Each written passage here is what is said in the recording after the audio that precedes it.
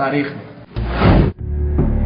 भ्रष्टाचार मुक्त करने के लिए एक तो जैसे आपको पता ही है, आपको चल रहा है 500,000 की नोट बदलने की व्यवस्था चल रही है, वो भी एक भ्रष्टाचार को रोकने के लिए अपने आप में बहुत सार्थक पहल है।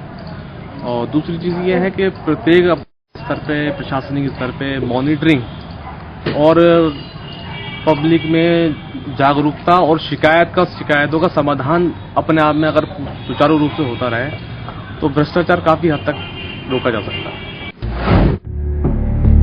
जब संस्कारवान व्यक्ति होगा तो वो विचार करेगा देश और धर्म के बारे में, और जब देश के बारे में विचार करेगा तो करप्शन अपने आप ही मिट जाएगा। जिस प्रकार इजराइल के लोग देश के बारे में विचार करते हैं, जापान के लोग देश के बारे में विचार करते हैं, ऐसे ही हमारे यहाँ की भी शिक्षा होनी चाहिए। जो देश और राष्ट्र के बारे में विचार करें लोग, तो निश्चित रूप से यह देश भ्रष्टाचार से मुक्त हो जाएगा। हमारे साथ जुड़ें, फेसबुक पर हमारा पेज लाइक करें, mission crime free India. Twitter पर हमें फॉलो करें @crimefreeindia7 और जीमेल पर हमें मेल करें missioncrimefreeindia@gmail.com, क्योंकि ये मिशन है क्राइम फ्री इंडिया बनाने का। क्राइम के खिलाफ इस मुहिम में कामयाब हुए हम। अब न अपराध न अत्याचार सहेंगे, हर खबर पर नजर रखेंगे हम। अब हर अपराध के खिलाफ हम लड़ेंगे। देहरादून जल निगम के अधिकारी के बड़े भ्रष्टाचार को इंडिया क्राइम ने किया उजागर। जब हम जागेंगे तभी तो देश को हम जगा पाएंगे। इंडिया क्राइम ने किया पीलीभीत की कातिल डॉक्टर का पर्दाफाश। ऐसे ही तो हम क्राइम फ्री इंडिया बना पाएंगे। इंडिया क्राइम ने किया भ्रूण हत्या करने वाले नर्सिंग होम का पर्दाफाश। देश की आवाम ने अब ठाना है, लाश की आंखें गायब हुई, कहां हुई, कैसे हुई। सुबह जब परिजन आए उन्होंने देखा तो इसमें से दोनों आंख नकारत पाई गई। क्राइम फ्री इंडिया हमें मिलकर बनाना है। हमारे साथ जुड़ें, फेसबुक पर हमारा पेज लाइक करें mission crime free India. Twitter पर हमें फॉलो करें @crimefreeindia7 और जीमेल पर हमें मेल करें missioncrimefreeindia@gmail.com, क्योंकि ये मिशन है क्राइम फ्री इंडिया बनाने का।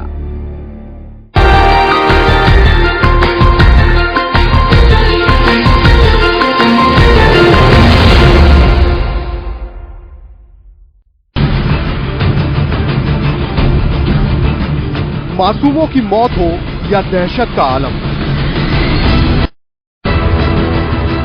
इंसान पर सितम हो या कुदरत पर जुर्म, धंधा हो काला या छोटा बड़ा घोटाला, बेपर्दा होगा हर जराया। यह है इंडिया क्राइम।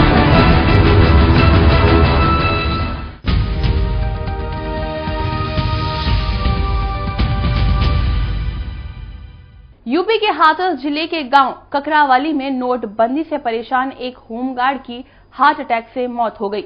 महेंद्र सिंह नाम का ये होमगार्ड जिले के थाना मुरसान में तैनात था और खेती बाड़ी करके परिवार का पेट पालता था। खेती और बच्चों की शादी को लेकर वो बेहद परेशान था। उसकी मौत से उसके परिजनों का रो रो कर बुरा हाल है। गांव के प्रधान की माने तो महेंद्र सिंह 3-4 दिन से बैंक जा रहा था। बैंक से उन्हें पैसा रहा था और घर का खर्च नहीं चल पा रहा था। खेती सूख रही थी, खाद बीज को पैसे नहीं थे, जिसकी वजह से वो बेहद परेशान था और परेशानी के कारण हार्ट अटैक हुआ और होमगार्ड ने दम तोड़ दिया। 3-4 दिन से बैंक को जा रहे थे, बैंक में परेशान थे, पैसा मिल रहा नहीं था, घर का खर्च चल रहा नहीं था, खेती भी सूखी पड़ी है, खाद बीज को परेशान थे। तो 3-4 दिन से बैंक से आते, लौट के हरन रात से बैठ जाते, रात को आए, जैसे इनको अटैक पड़ा है, खत्म हो गई।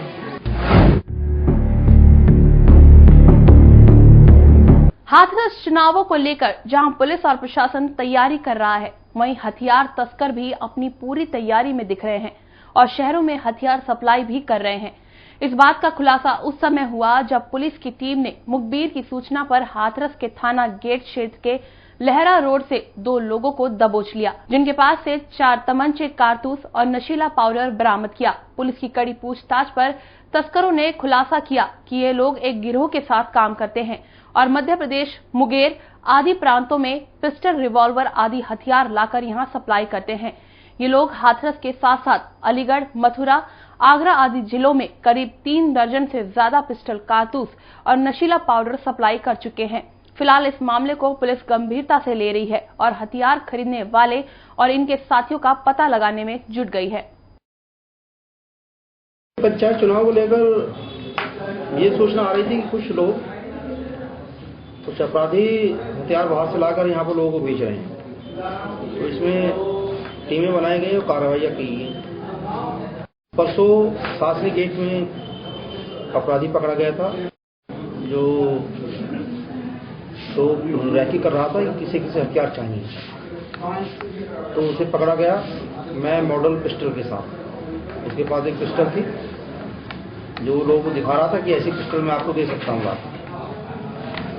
और जो है कल रात में ये लोग पकड़े गए।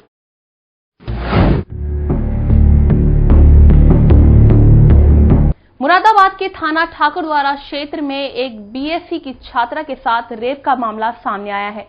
पीड़िता के अनुसार वो कोचिंग जा रही थी तो गोहर नाम के युवक ने उसे रास्ते से उठाकर उसके साथ दुष्कर्म किया। पीड़िता ने किसी तरह अपने घर पहुंचकर अपनी आपबीती अपने पिता को बताई। पिता ने छात्रा को थाने में ले जाकर आरोपी के खिलाफ दुष्कर्म करने का नामजद मुकदमा दर्ज करा दिया है। वहीं मुरादाबाद पुलिस इस मामले में मुकदमा दर्ज कर कार्रवाई की बात कर रही है और लड़की का मेडिकल प्रशिक्षण करवाने भेज रही है। स्कूल जाती थी, उसने 10 नंबर पर कॉल करी तो वहाँ से कोई हेल्प नहीं मिली। फिर हम कप्तान साहब जी के वहाँ गए, वहाँ पे हमने वहाँ से हमें हेल्प मिली। उसके बाद हमने नाम की लड़की है जो बीएससी 3rd ईयर की छात्रा है, पढ़ती है। उसने यहीं कस्बे ठाकुरद्वारा के गोहर खान नाम का लड़का, उसके खिलाफ बलात्कार का अपराध पंजीकृत कराया है। इसके साथ बलात्कार किया गया, फोर्सफुली जबरदस्ती उठा के ले गया, उसके बलात्कार किया। इस संबंध में थाने में ठाकुरद्वारा पर मुकदमा पंजीकृत है।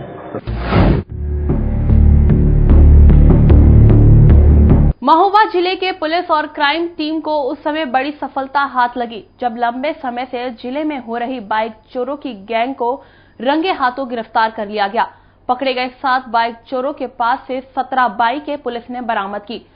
अधीक्षक ने पुलिस टीम को 5,000 रुपए का इनाम भी दिया।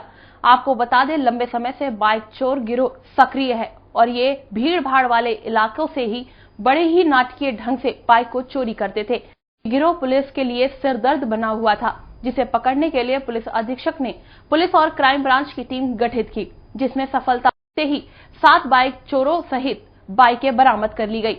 पकड़े गए सभी आरोपी हमीरपुर जिले के रहने वाले हैं।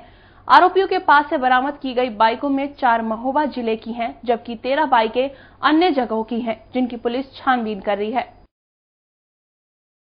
देखिए, पिछले कुछ महीनों से महोबा में और आसपास के जनपदों में पूरे चित्रकूट धाम मंडल में ही बाइक चोरियों की काफी घटनाएं हुई हैं। इससे कुछ पर्दाफाश इधर नहीं हो पा रहा था, तो अभी हम लोग को कबरई थाने से एक मुखबिर के थ्रू सूचना मिली एक बाइक चोर के जाने की, और उसको पकड़कर फिर इस पूरे गैंग को डेवलप किया गया। और इसमें हमीरपुर के ये सब व्यक्ति निकले। इनमें से एक वाहन चोर अभी तक पकड़ा है जो कि बाइक चोरी की घटना को अंजाम देता था। उसके साथ में ऐसे 2 लोग पकड़े हैं जो कि उस चोरी की बाइकों को अलग व्यक्तियों को बेचने के लिए कार्य करते थे, और 4 लोग ऐसे मिले हैं जिन्होंने कि वो बाइकें ली।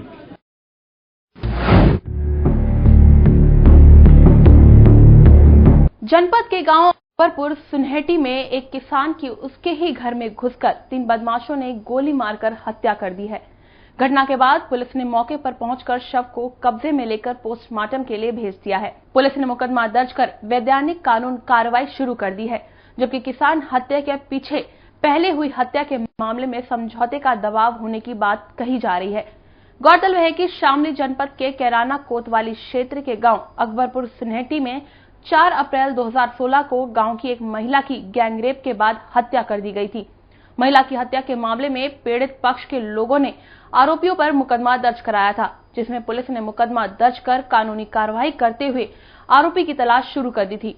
उसके चलते आरोपी पक्ष के लोग मृतक ब्रह्मपाल सिंह पर उसकी पत्नी की हत्या के मामले में समझौते का दबाव बना रहे थे और पत्नी की हत्या के मामले में समझौता करने से इनकार करने पर देर रात घर में घुसकर ब्रह्मपाल सिंह की गोलियों से भूनकर हत्या कर दी और दीवार फांदकर मौके से फरार हो गए।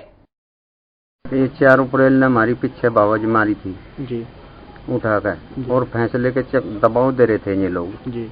अब फैसला कर लो, उन्नीत हमें सबको मारने जी, इन्हें कहा जी। और 2-1:30 बजे कम से कम फायरिंग होया और इन क्वाडों में भी लात मारी गई और हमें जो देखा तो वहां से अगर मुलजिम बदमाश भाग रहे गोली मारकर। एक ब्रह्मपाल साहब इसकी हत्या कर दी गई गोली मार करके। इसे मौके पर पहुंच करके शव को पोस्टमार्टम के लिए भिजवाया गया और आगे कार्रवाई इसमें की जा रही है।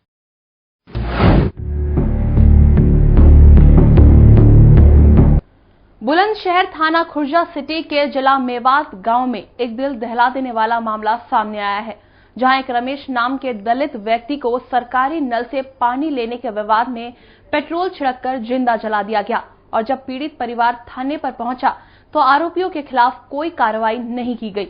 बताया जा रहा है कि आरोपी रंजीत और राजकुमार के मकान के बाहर एक सरकारी नल लगा हुआ है, जिस पर मोहल्ले के सभी लोग पानी भरा हैं। ये नल पिछले दिनों खराब हो गया था, जिसको सही कराने के लिए रमेश ने भागदौड़ की थी, क्योंकि रमेश और उसका परिवार इसी सरकारी नल से पानी भरकर गुजारा चला रहा था।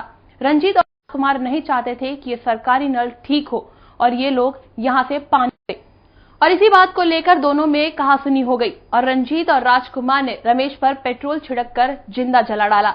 आनन फानन में रमेश को जिला अस्पताल लाया गया, जहां उसकी हालत गंभीर बनी हुई है।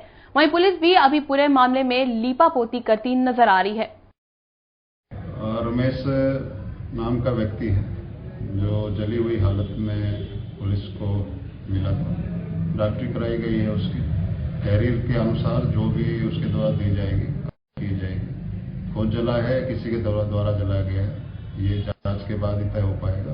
नल के बारे में घटना हुई, नल सामान्य वाला है, उसको समारा हमने ना खाता फेंक दिया, आगे हमारे घेरे का नल नहीं समरेगा ना हमला समझ में आवाज पेट्रोल लगा चढ़ गए और पेट्रोल लाए जो ना वहाँ ने हाथ से लगाई गए। फिर वहाँ का नाम रंजीत है और लंगा है और वो भेंदा।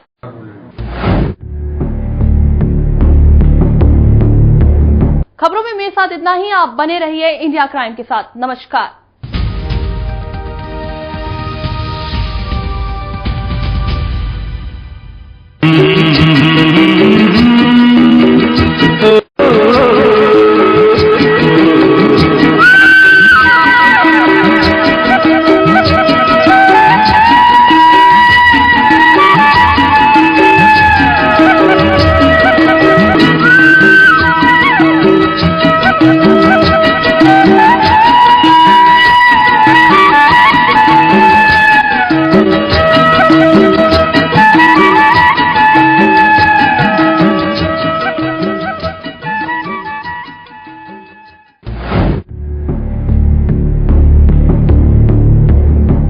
बहुत ही अच्छी मुहिम छोड़ी है इंडिया क्राइम ने, और मेरा मानना यह है कि इस मुहिम को सफलता की तरफ ले जाने के लिए हर आदमी को अपनी तरफ से योगदान देना पड़ेगा। एक बहुत छोटा सा एग्जाम्पल है कि अगर जब हम गाड़ी में जा रहे हैं, हम देखते हैं कि रेड लाइट है, बट तब भी हम उस रेड लाइट को जम करके आगे चले जाते हैं। ये इस तरह की ईमानदारी हर आदमी को एक निश्चय लेना पड़ेगा कि उसका भी कुछ ना कर्तव्य बनता है, और ये सिर्फ किसी न्यूज चैनल पे छोड़ के, इंडिया क्राइम पे छोड़ के, भारत की छोड़ के ये काम नहीं चलेगा, और ये हर एक को इस पे प्रयास करना पड़ेगा। बहुत बहुत शुभकामनाएं इंडिया क्राइम को इस मुहिम के लिए।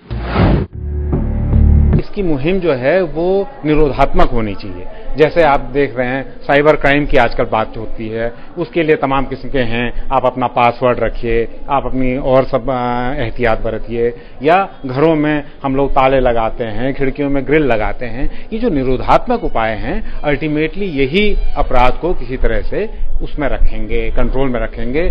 अपराध एक बार हो जाए उसके बाद उसको पकड़ के उसको फांसी दे करके हम अपराध को खत्म करना चाहें वो नहीं होगा। नीति का शुद्धिकरण जो वो आवश्यक है जब तक और राजनीति का शुद्धिकरण कोई एक व्यक्ति नहीं कर सकता है। उस शुद्धिकरण के लिए समस्त समाज को खड़ा होना पड़ेगा, सब लोगों को खड़ा होना पड़ेगा।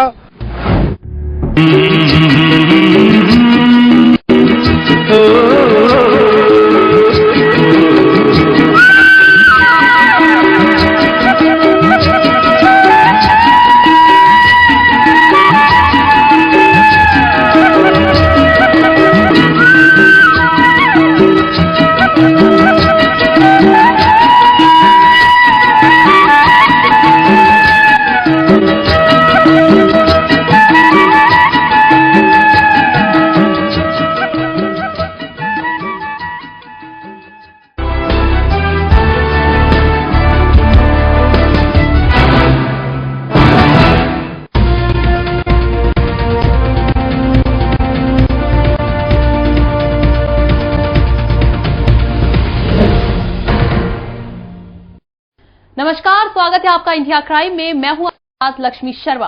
खबरों की शुरुआत से पहले नजर डालते हैं आज की हेडलाइंस पर। यूपी के मुख्यमंत्री अखिलेश यादव और सपा पार्टी के मुखिया मुलायम सिंह यादव ने आगरा लखनऊ एक्सप्रेसवे का किया लोकार्पण। समारोह में शिवपाल और आजम खान भी हुए शरीक। 23 महीने के रिकॉर्ड समय के अंदर किया मुख्य कैरेजवे का निर्माण। मायावती ने नोटबंदी मामले पर प्रधानमंत्री नरेंद्र मोदी पर साधा निशाना। कहा, जब देश के लोग होते हैं परेशान तो पीएम को लगता है बहुत अच्छा। नोटबंदी फैसले को बताया राजनीतिक स्वार्थ। सपा पार्टी के अध्यक्ष मुलायम सिंह यादव ने जन्मदिन मनाने से किया इनकार। सपा कार्यकर्ताओं से कोई समारोह आयोजित न करने की अपील की। कहा, कानपुर रेल हादसे से हूं मैं आहत। यूपी विधानसभा चुनावों में सीटें पाने के लिए जेडीयू, राष्ट्रीय लोकदल और BS4 का हुआ गठबंधन। चुनाव से पहले हुआ 3 पार्टियों में गठबंधन। अजीत सिंह, शरद यादव, केसी त्यागी रहे मौजूद। बीजेपी विधायक सुरेश राणा ने आजम खान पर दिया विवादित बयान। कहा, आजम साहब का मानसिक संतुलन बिगड़ा हुआ है। साथ ही कहा, आजम खान के बयान के पीछे सीएम अखिलेश का रहता है हाथ। उत्तर प्रदेश के मुख्यमंत्री अखिलेश यादव और समाजवादी पार्टी के मुखिया मुलायम सिंह यादव ने सबसे लंबे आगरा लखनऊ एक्सप्रेसवे का लोकार्पण किया। इस 6 लेन ग्रीनफील्ड एक्सप्रेसवे का लोकार्पण उन्नाव जिले के बागरमऊ में किया। इस दौरान सीएम अखिलेश यादव के साथ पार्टी के प्रदेश अध्यक्ष शिवपाल सिंह यादव, राज्यसभा सदस्य रामगोपाल यादव और कैबिनेट मंत्री आजम खान भी मौजूद रहे।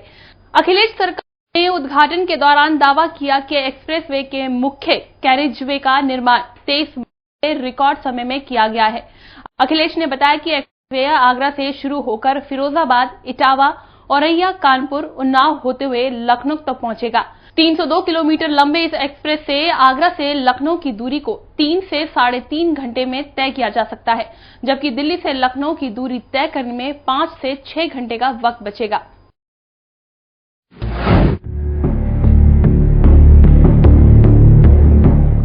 नोटबंदी फैसले के चलते बैंक और एटीएम के बाहर लंबी लंबी कतारें लगी हुई हैं। विपक्ष पार्टियां लगातार नोटबंदी का विरोध कर रही है।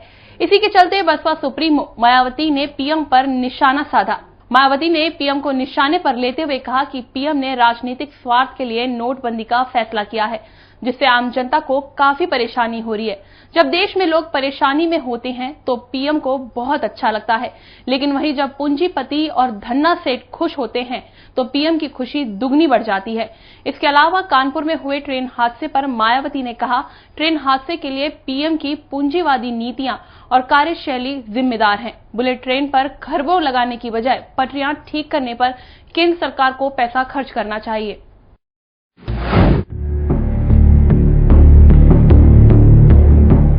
उत्तर प्रदेश में कानपुर के पुखरैया में रेल दुर्घटना के चलते सपा पार्टी अध्यक्ष मुलायम सिंह यादव अपना जन्मदिन नहीं मनाएंगे।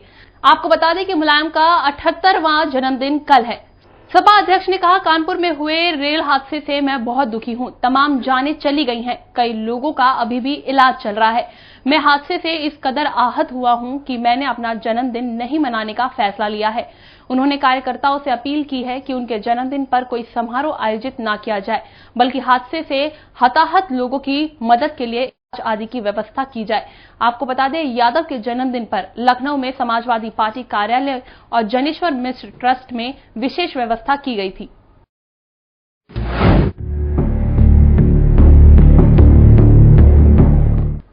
शामली से बीजेपी विधायक सुरेश राणा ने यूपी सरकार में कैबिनेट मंत्री आजम खान पर विवादित बयान दिया।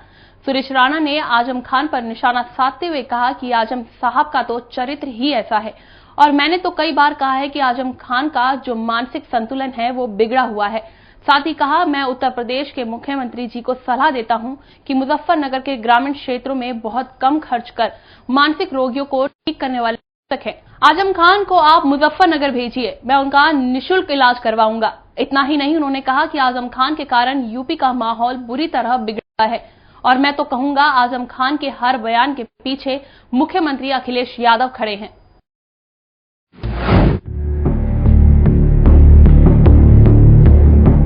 यूपी विधानसभा चुनावों में ज्यादा से ज्यादा सीटें पाने के लिए जेडीयू, राष्ट्रीय लोकदल और BS4 का गठबंधन हो गया है। इस गठबंधन से सपा और बसपा दोनों ही पार्टियों को दूर रखा गया है। इस गठबंधन के दौरान अजीत सिंह, शरद यादव, केसी त्यागी भी मौजूद रहे। आपको बता दें कि वर्तमान समय में यूपी विधानसभा में राष्ट्रीय लोकदल के 9 विधायक उपस्थित हैं। बहरहाल देखना यह होगा कि चुनाव से पहले ये गठबंधन 3 पार्टियों राज्य में कितनी जगह बना पाता है।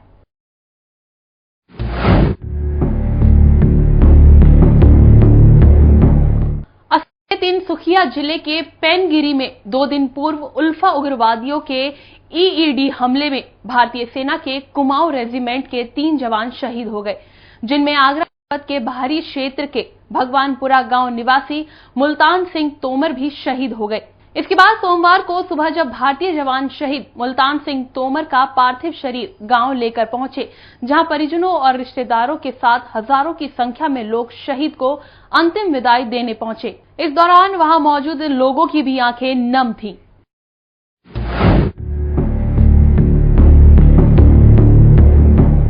कानपुर रेल हादसे के पीड़ितों को रेलवे अधिकारियों ने सहायता राशि बांटनी शुरू कर दी है।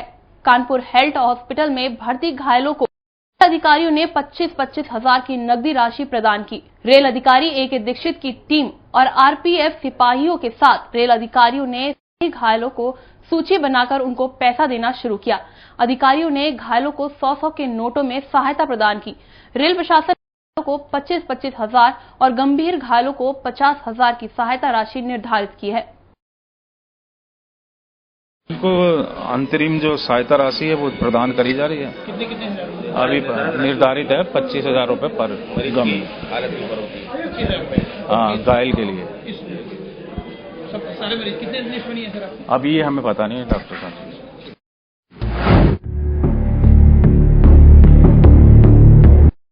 अब वक्त हो चला है एक छोटी सी ब्रेक का। ब्रेक के बाद जल्द हाजिर होंगे।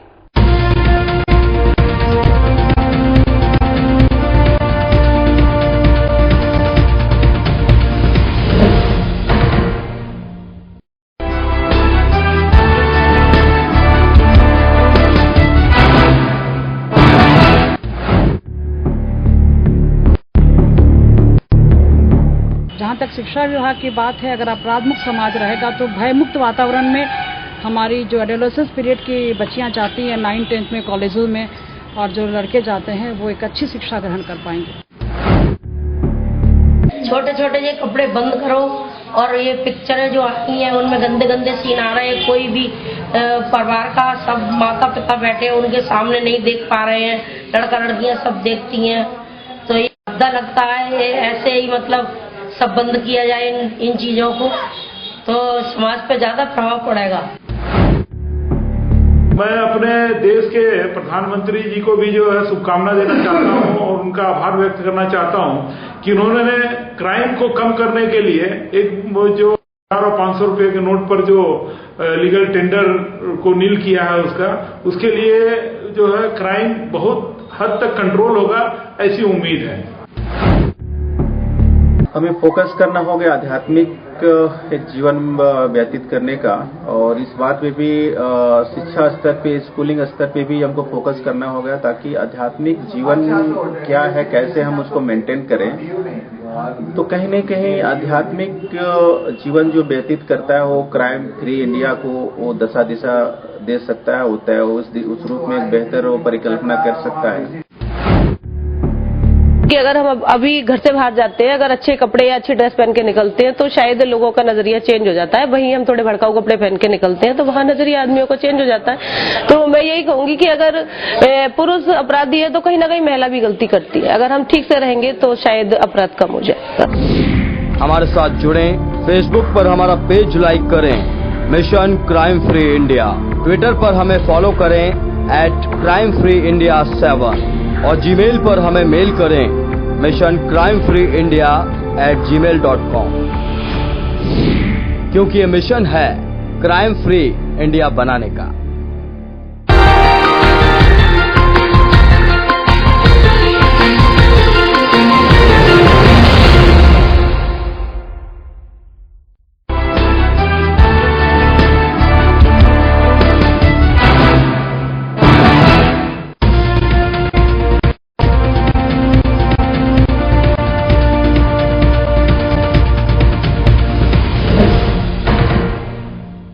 विदेश मंत्री सुषमा स्वराज की किडनी खराब होने के चलते उनकी सलामती के लिए कृष्ण की नगरी वृंदावन में बीजेपी के नेताओं और कार्यकर्ताओं ने, साधु संतों ने एक साथ मिलकर एक हवन यज्ञ का आयोजन किया। इस कार्यक्रम में संतों ने महामृत्युंजय मंत्र के साथ लाखों आहुतियों को डालकर भगवान से विदेश मंत्री सुषमा स्वराज को जल्द से ठीक करने के लिए प्रार्थना की। इस हवन यज्ञ में भाजपा के बड़े बड़े नेता भी शामिल हुए। वहीं मथुरा के भाजपा नेता रविकांत गर्ग ने कृष्ण के आगे घोषणा की उनकी पत्नी मीरा गर्ग सुषमा स्वराज के लिए अपनी किडनी दान करने को तैयार हैं।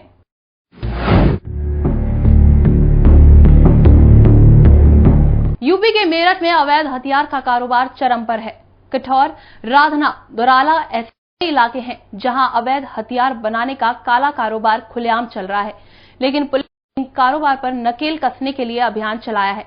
मुखबिर की सूचना पर पुलिस ने आजाद गांव में छापा मारते हुए 2 अभियुक्तों को गिरफ्तार किया है। पुलिस ने बताया कि ये आरोपी एक मकान में तहखाना बनाकर हाईटेक तरीके से हथियार बना रहे थे। छापे के दौरान 3 आरोपी भागने में कामयाब रहे, जबकि 2 आरोपी पुलिस ने धर दबोचा।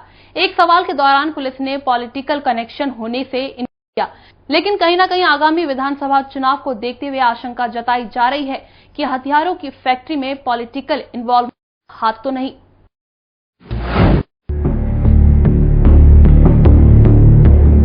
शहर में बढ़ रहे प्रदूषण धीरे धीरे विकराल रूप ले रहे हैं। इस वक्त धर्म नगरी काशी का वायु प्रदूषण से काफी बुरा हाल है, जिसे लेकर प्रदूषण को रोकने और लोगों को इसके बारे में जागरूक करने के लिए सामाजिक संस्था विस्टल ब्लोअर ट्रस्ट ने 100% यूपी अभियान के अंतर्गत पर्यावरण चौपाल का आयोजन किया गया।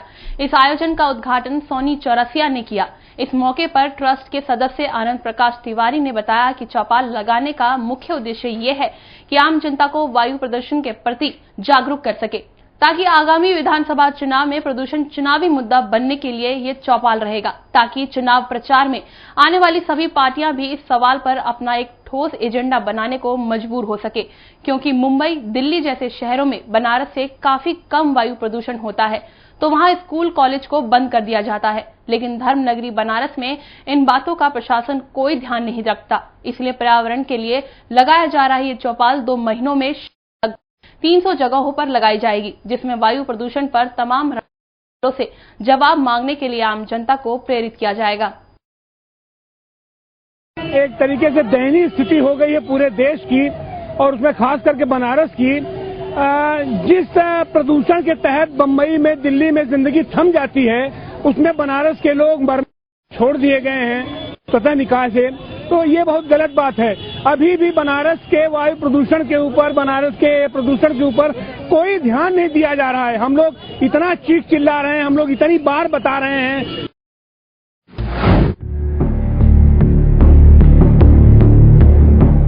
उत्तर प्रदेश के कारगिल शहीद गांव नवाबगंज में एक अकेडमी की ओर से ऑल इंडिया कबड्डी का महा आयोजन किया, जिसका शुभारंभ उत्तराखंड के सीएम हरीश रावत ने किया। इस मौके पर अकेडमी के सभी लोगों ने सीएम का जोरदार स्वागत किया। साथ ही सीएम हरीश रावत ने कबड्डी का प्रोग्राम देखा और खिलाड़ियों का उत्साह बढ़ाया। जीते हुए खिलाड़ियों को सीएम हरीश रावत ने पुरस्कार देकर सम्मानित भी किया और खेलों को बढ़ावा देने के लिए नवाबगंज गांव में ग्राउंड के लिए 20 लाख रुपए देने की घोषणा भी की। जहां एक तरफ हरीश रावत ने खेलों को बढ़ावा देने की बात कही, वहीं दूसरी ओर काले धन पर भी अपनी सफाई दी। हरीश रावत ने काले धन पर कहा कि हम काले धन के खिलाफ हैं, आतंकवाद के खिलाफ, इसमें हम केंद्र सरकार के साथ हैं, मगर जनता की कठिनाई नहीं बढ़नी चाहिए। इस समय नोट नहीं है और मैं तो ये भी नहीं समझ पा रहा हूं कि 1000 के नोट से तो काला धन बढ़ रहा था, 2000 के नोट से क्या सफेद हो जाएगा। कहीं कहीं पर ऐसा लगता है कि सरकार ने फैसले लेने में जल्दबाजी कर दी है।